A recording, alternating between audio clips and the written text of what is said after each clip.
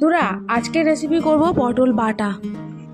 এখানে আমি 8 থেকে 10টা বড় বড় সাইজের পটলগুলোকে ভালো করে ধুয়ে নিয়েছি আগে। এবার আমি এখানে রসুন থেতো করে নিয়েছি, কালো জিরে, শুকনো লঙ্কা আর কাঁচা লঙ্কা লাগছে, আর লবণ, হলুদ লাগছে, সর্ষের তেল লাগছে।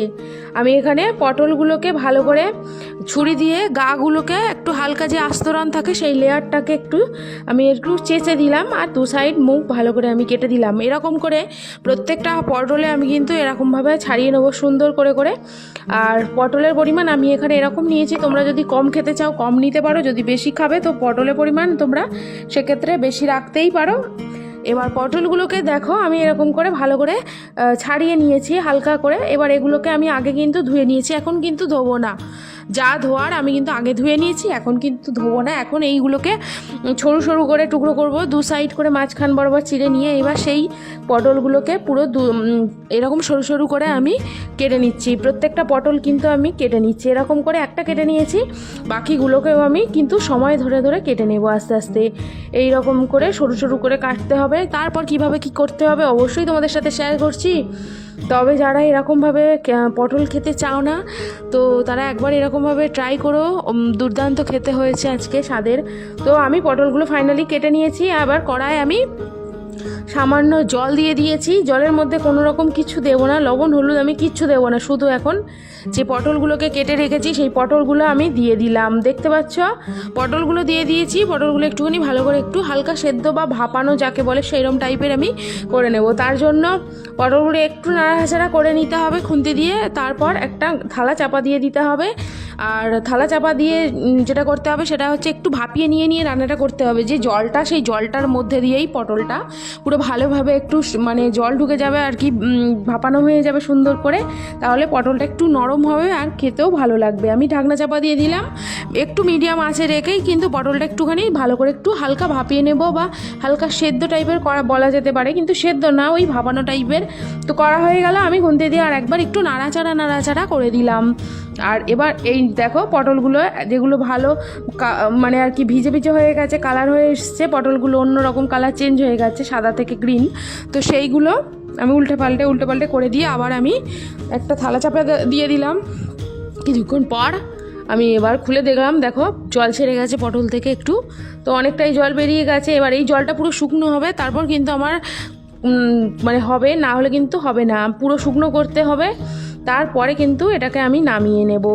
এখন এটাকে আমি জলটা পুরো শুকনো করে নেব। দেখতে পাচ্ছ জলটা পুরো শুকনো হয়ে গেছে।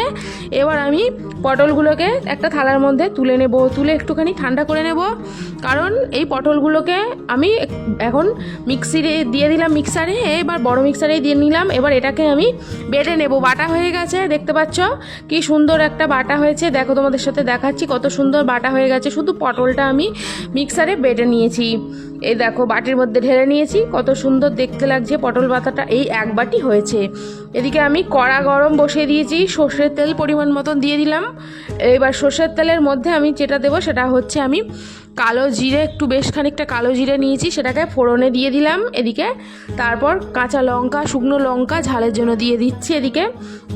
চিড়ে দেবে ঝালের জন্য, যে একটু বেশি ঝাল খেতে চাইলে লঙ্কাগুলো একটু চিড়ে দিতে পারো, আর না হলে লঙ্কাগুলো গোটাই থাক যদি ঝাল না অতটা খাও। তারপর এবার রসুন বাটা আমি এখানে 9 থেকে ওই 8 থেকে 9টা রসুন ভালো করে একটু থেতো করে নিয়েছি। ভালো করে থেতো করতে হবে রসুনটা। এবার আমি ভালো করে একটুখানি হয়ে গেল, একটু নাড়াচাড়া করে নিলাম যাতে রসুনটা ফ্লেভারটা খুব সুন্দরভাবে আসে। ভাজা ভাজা রসুন দুর্দান্ত খেতে হয়। তারপর এবার আমি পেঁয়াজটাকে আমি দিয়ে দেবো, যে পেঁয়াজটা আমি কুচিয়ে রেখেছি। পরিমাণ বুঝে রসুনটা দেবে, আর পেঁয়াজটাও কিন্তু তোমরা দেবে। পরিমাণ যদি একটু পটলের কম হয় সেক্ষেত্রে তোমরা কিন্তু এখানে পেঁয়াজ রসুনটা অল্প অল্পও দিতে পারো। আমি এখানে আজকে অনেকগুলো পটল নিয়ে তোমাদের সাথে শেয়ার করছি, সেই জন্য। এবার এদিকে পেঁয়াজের কালারটা একটুখানি কালার চেঞ্জ হয়ে আসবে, তারপর এদিকে আমি কাঁচা লঙ্কাগুলোকে অ্যাড করে দিলাম, আর পেঁয়াজটা কিন্তু একটু ভালো করে ভাজা হবে। তারপর আমি এখানে পটল যে বেটে রেখেছিলাম সেইটাকে আমি দিয়ে দেবো। এবার হাই ফ্লেমে দিয়ে ভালো করে এটাকে আমি ভেজে নেব, মিডিয়াম আঁচে রেখেও ভাজবো। আর আমি কিন্তু এখানে স্বাদ মতো লবণ দিচ্ছি, হলুদ দিয়ে দিচ্ছি, আর একটুখানি কালারের জন্য কাশ্মীরি লঙ্কা সামান্য একটুখানি দিলাম।